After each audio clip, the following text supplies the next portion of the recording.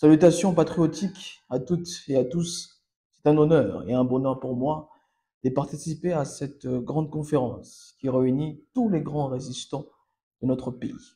C'est un honneur et un bonheur aussi parce que il est très rare de voir des Congolais s'asseoir autour d'une table pour discuter sur la reconquête de leur souveraineté. C'est extrêmement rare et je pense que pour cela, nous devons applaudir pour les organisateurs, mais aussi applaudir pour tous ceux et toutes celles qui ont donné leur temps pour participer à cette grande conversation, d'accord, qui va aboutir à la conception de solutions qui concernent la crise existentielle que nous vivons depuis 1885. Alors, avant de parler des solutions, j'aimerais d'abord qu'on puisse parler des problèmes, parce qu'on ne peut pas guérir une nation sans identifier les maladies que celle-ci, justement, subit. Alors, je pense que depuis 1884-85, depuis la conférence maçonnique de Berlin, le Congo n'est fait que subir les crises géopolitiques mondiales. Parce que moi, je ne veux pas qu'on puisse simplement régionaliser la question ou qu'on puisse simplement avoir une perception locale. Il faut avoir une perception globale pour comprendre les événements et pour comprendre le cours de l'histoire. Depuis 1885, conférence de Berlin, le Congo a toujours été au centre des enjeux. Les puissances occidentales se sont toujours disputées le contrôle du Congo, raison pour laquelle, en fin de compte, ils avaient choisi une sentinelle Léopold II pour pouvoir surveiller les intérêts de tout le monde dans l'optique justement de bien partager les richesses du Grand Congo qu'ils considèrent comme une bijouterie internationale ou une bijouterie occidentale. Et aujourd'hui, c'est un secret de polichinelle. Tout le monde sait que l'avenir économique, l'avenir écologique, l'avenir géopolitique et technologique du monde se sont toujours joués en RDC. C'est un secret de polichinelle. Rappelez-vous que dans les années 1800, le monde, pour lancer l'industrie de l'automobile, avait besoin du caoutchouc congolais. Raison pour laquelle, à cette époque-là, on parlait même du caoutchouc du sang. Lorsque le monde a voulu mettre fin à la Deuxième Guerre mondiale, ils sont venus en RDC pour piller l'uranium congolais, sans nous donner quelque chose d'ailleurs. Ils ont volé notre uranium. Lorsque le monde a voulu lancer l'industrie des téléphones portables, de mobiles, etc., ils viennent chez nous justement pour piller nos richesses, notre coltan. Lorsque le monde a besoin de protéger justement la planète du réchauffement climatique, ils viennent en RDC pour profiter de notre forêt, d'accord? Puisqu'il faut retenir que la forêt équatoriale, c'est le poumon, les près des poumons de l'humanité. Scientifiquement, ça a été prouvé, mais pas l'Amazonie, mais c'est la forêt équatoriale congolaise. Alors, tous ces faits historiques doivent nous faire comprendre que le Congo ne sera jamais en paix tant que les puissances mondiales continueront à convoiter nos richesses, tant que les puissances mondiales continueront à avoir des appétits voraces. C'est extrêmement important de prendre en compte ces points. Raison pour laquelle, face à ces crises géopolitiques mondiales, face à cette crise existentielle, j'ai toujours dit que le Congolais doit porter en eux un sentiment d'angoisse, d'accord, et un sentiment de grandeur, de volonté de puissance. Pourquoi? Et il est très important qu'on puisse comprendre cette nuance. Sentiment d'angoisse parce que nous sommes convoités par tout le monde. Nous avons plus de 8 voisins, 9 voisins, donc nous avons 9 potentiels ennemis. En tout cas, si nous ne sommes pas disciplinés en interne. D'accord? Et toutes les convoitises de puissance mondiale, que ce soit, parce que je ne veux pas ici être dans le dogmatisme, je ne veux pas ici être dans un fixisme contre l'Occident, parce que je pense que toutes les puissances mondiales veulent contrôler le Congo. D'accord? Raison pour laquelle aujourd'hui je ne vais pas contre la Chine qui pille le minerai à l'est et au Katanga. Nous nous battons aussi contre les expatriés qui viennent exploiter nos frères ici en RDC. Donc on doit avoir ce sentiment de crainte, on doit avoir peur de disparaître.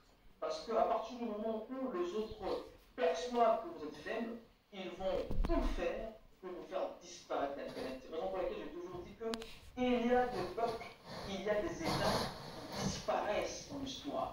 Et si on n'en prend pas compte, si on ne dégage pas, ou si on ne on ne canalise pas, on ne capitalise pas ce sentiment de crainte, nous allons disparaître. Les autres États aujourd'hui sont forts parce qu'ils ont peur de disparaître. La Russie est forte, elle est puissante aujourd'hui parce qu'elle a compris que si je suis faible avec la superficie que j'ai, avec la richesse que la Russie porte ou comporte, je vais disparaître. Les États-Unis vont tout faire pour me faire disparaître, raison pour laquelle les Américains ont facilité l'effondrement de l'URSS. Donc, et cet effondrement a permis aux Russes d'aggraver, de capitaliser son sentiment de crainte pour justement s'élever vers la grandeur. Les États-Unis sont forts parce qu'ils ont peur de disparaître.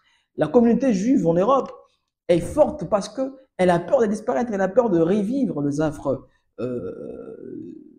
que Hitler les a fait subir, d'accord? Donc, je pense qu'on doit porter ce sentiment de crainte, ces sentiments que un jour on peut aussi disparaître, ces sentiments qui doivent nous faire comprendre que la balkanisation est un projet réel et extrêmement actuel, d'accord? Et donc, on doit comprendre que notre souveraineté est fragile. À partir du moment où nous comprenons cela, nous allons prendre conscience des enjeux géopolitiques et géostratégiques qui entourent notre nation et qui ensanglantent notre pays depuis 1885. Et c'est là qu'intervient ces sentiments de grandeur dont je parlais au préambule. Vous savez, les grandes nations sont celles qui comprennent la nécessité de se constituer en puissance. Les grandes nations sont celles qui comprennent que le monde est dirigé par la loi de la jungle, où le plus fort règne sur le plus faible, où il n'y a pas de pitié, il n'y a pas de compassion entre les États, il n'y a que des intérêts. Les États-Unis sont forts parce qu'ils ont compris que s'ils ne mettent pas en place des politiques efficaces, une vision globale de choses, ils vont se faire broyer par les Russes. Et la Chine pareil, la Russie pareil, ils comprennent cette nécessité-là. Et c'est ces sentiments de crainte qui les élèvent vers justement cette ingéniosité dans le domaine de la technologie, dans le domaine militaire, etc., etc. Donc, les sentiments d'angoisse nous conduira vers le sentiment de grandeur, vers la volonté de puissance. Parce que dans ce monde, comme vous le savez d'ailleurs, le fait que Trump soit aujourd'hui au pouvoir doit nous faire comprendre que nous sommes à l'ère des rapports de force assumés. Vous êtes faible, on vous écarte, on vous domine, on vous assujettit, vous êtes fort, vous êtes quand même quelqu'un de respectable dans la scène internationale et on coopère, on négocie avec vous. Maintenant, comment y arriver? Comment résoudre le problème du Congo? Comment faire pour que le Congo puisse reconquérir sa souveraineté? D'ailleurs, ce n'est même pas reconquérir, mais conquérir, parce qu'on n'a jamais conquis réellement notre souveraineté. Le Mumba a commencé un combat, et moi j'ai toujours dit que ce combat est une course de relais, d'accord? Il a commencé, il s'est arrêté là où les ancêtres avaient voulu, et donc nous aujourd'hui, nous tous, nous toutes, nous sommes en train justement de tout faire pour que cette solution ou cette proposition de reconquête puisse arriver justement vers la destination. C'est important. Alors, première chose à faire, c'est d'arrêter de faire la petite politique. D'accord? Le Congolais, nous sommes trop incarcérés dans de querelles politiciennes, dans des bisbilles politiciennes. Tshisekedi Katumbi, Tshisekedi Kabila, Fayulu Katumbi, Fayulu Kabila, ça ne nous apporte rien du tout. Je suis de ceux qui pensent que toute la classe politique congolaise a échoué. Tous les protagonistes de la scène politique congolaise ont tous échoué. Je n'apporte crédit à personne parce que l'histoire nous prouve. Chacun d'eux a, à un moment donné de son parcours, assumé des responsabilités, raison pour laquelle, lorsque j'interviens et que je parle, je m'adresse à la future génération. Je m'adresse justement, aux nouveaux leaders qui vont justement nous élever vers la grandeur. Alors, on doit arrêter de faire la petite politique. On doit arrêter de tomber dans le piège de la victimisation en disant que le problème, c'est simplement les États-Unis, les problèmes, c'est simplement le gouvernement congolais. Moi, je pense qu'il y a une troisième voie. Une troisième voie qui doit rassembler tous les Congolais résistants, épris d'une vision de grandeur pour cette nation et épris d'une volonté de puissance. Parce que euh, dans mon parcours politique, j'ai été éduqué avec un triptyque idéologique qui m'enseigne l'autodétermination, l'anti-victimisation et la virilité du peuple. D'ailleurs, la devise de notre mouvement, c'est ce que les politiciens ne font pas pour le peuple doit le faire lui-même. Donc, je m'adresse au peuple. Je ne suis pas ici pour critiquer avidement, je suis là pour m'adresser aux futures générations qui vont refonder notre nation. Raison pour laquelle je suis très content de voir les résistants congolais s'asseoir autour d'une table pour réfléchir autour des problématiques qui rongent leur pays, mais aussi pour apporter des solutions qui vont nous permettre de sortir de l'auberge dans laquelle les puissances occidentales et notre propre classe politique nous ont embourbés. C'est très important.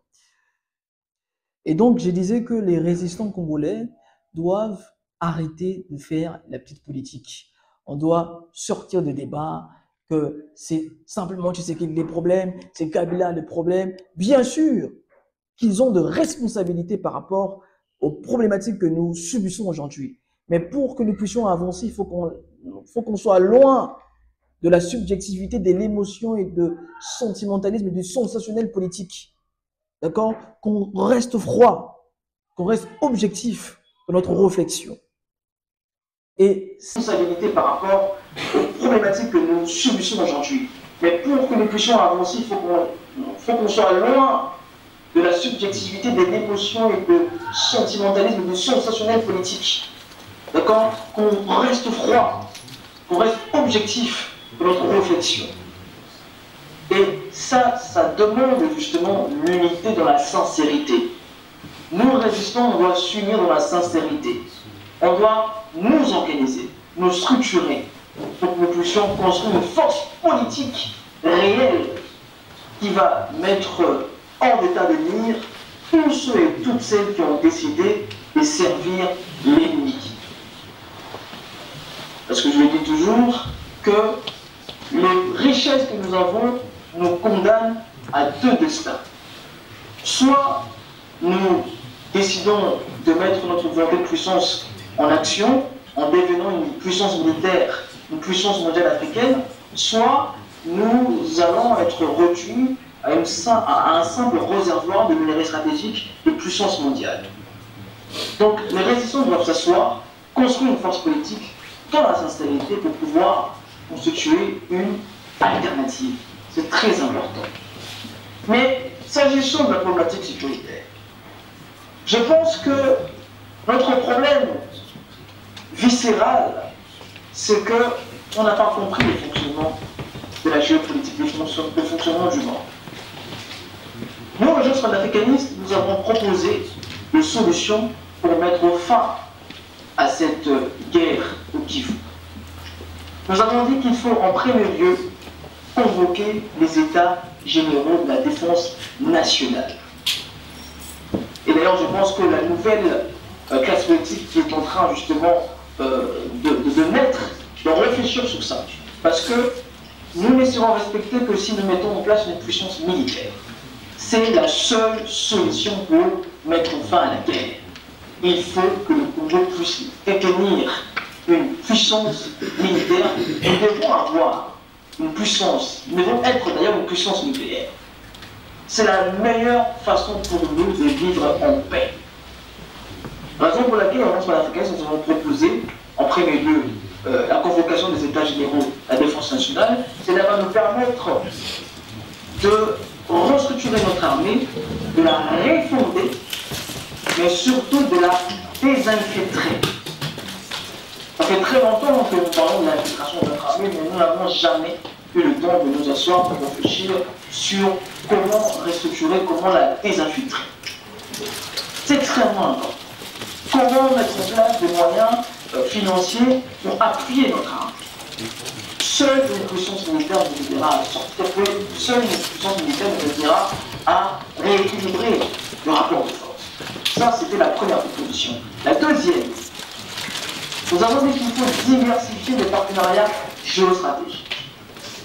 Le monde aujourd'hui est en pleine reconfiguration. L'Occident n'est plus le seul maître. On peut justement conclure des partenariats avec des États qui sont en contradiction géopolitique avec ceux qui nous agressent, pour que cela puisse nous permettre temporairement à sortir de l'auberge. Parce que ces États ne doivent pas être laissés. D'accord? Parce que moi je pense que les partenariats avec les Russes, la Chine aujourd'hui c'est quand même un peu compliqué, avec l'Iran et d'autres puissances nucléaires, vont nous permettre temporairement à sortir de l'auberge. C'est la raison pour laquelle je pense que j'ai dit que c'est un moyen transitoire. Donc, convocation des États généraux de la défense nationale pour restructurer, revitaliser, refonder notre armée. Deuxième, il faut diversifier les partenariats géostratégiques. Troisième, il faut discipliner la gestion des affaires sanitaires. Raison pour laquelle, au préambule, j'ai parlé d'une vision de grandeur. Si on conclut des partenariats avec d'autres États, et que ces derniers, lorsqu'ils arrivent chez vous, ils trouvent du désordre, sachez-le qu'ils vont aussi se comporter en dominant chez vous, se comporter en désordre, en totale violation de la loi. C'est ce que les Chinois font aujourd'hui. Les Chinois, il faut le dire, lorsqu'ils sont arrivés en Afrique, ils voulaient réellement faire des deals 50-50, mais lorsqu'ils ont compris que ces Africains-là sont eux-mêmes corrompus, les autorités sont corrompues, ils ont décidé de prendre le chemin des désordres et des illicites. C'est très important de prendre en compte ce point. Et la quatrième proposition, c'est la formation idéologique du peuple. On doit former notre peuple aux enjeux politiques. Un peuple qui n'a pas une formation politique est un peuple qui est voué à disparaître. Raison pour laquelle nous ne cessons pas d'organiser des grandes conférences, des meetings où nous invitons les jeunes, les universitaires, pour le conscientiser politiquement. Donc voilà un peu ce que nous avons proposé pour mettre fin à l'insécurité au Kivu. Je sais que beaucoup vont maintenant se poser la question, mais comment appliquer ces solutions-là alors que nous avons un gouvernement qui n'a pas une réelle volonté politique, qui ne fait pas beaucoup d'efforts politiques pour que nous puissions justement sortir de cette situation. Soyons dans le réel, parce que j'aime bien appliquer la réelle politique. Tshisekedi est présent dans la République démocratique, jusqu'à preuve du contraire. Il est présent au Congo jusqu'en 2028.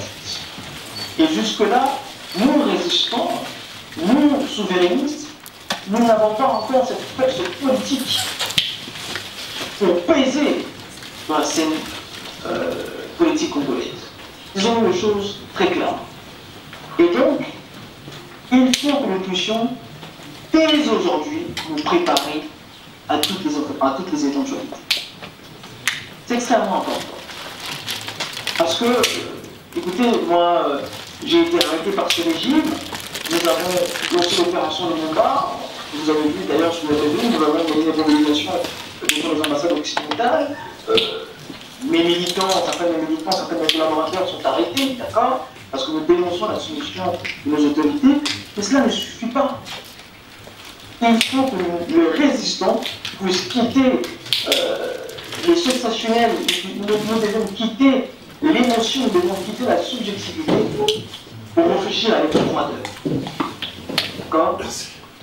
Et c'est en mettant en place des stratégies scientifiques, des stratégies objectives que nous allons finalement avoir l'impérium pour bien diriger notre vie.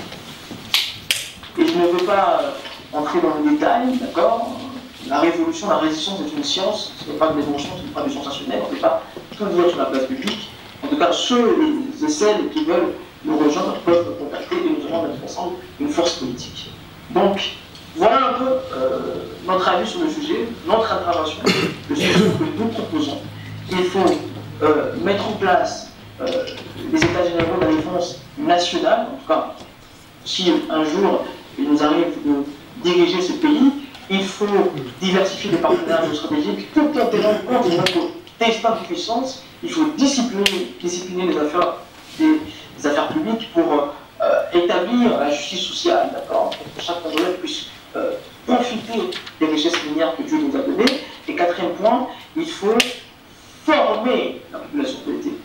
Et cela passe par des mobilisations, cela passe par des conférences, etc. etc. Et cela aussi nécessite de grands moyens. La révolution ne peut pas se faire sans les moyens financiers. Et donc, je pense que prochainement, nous allons entrer dans le détail. Et d'ailleurs, je pense que je serai à Paris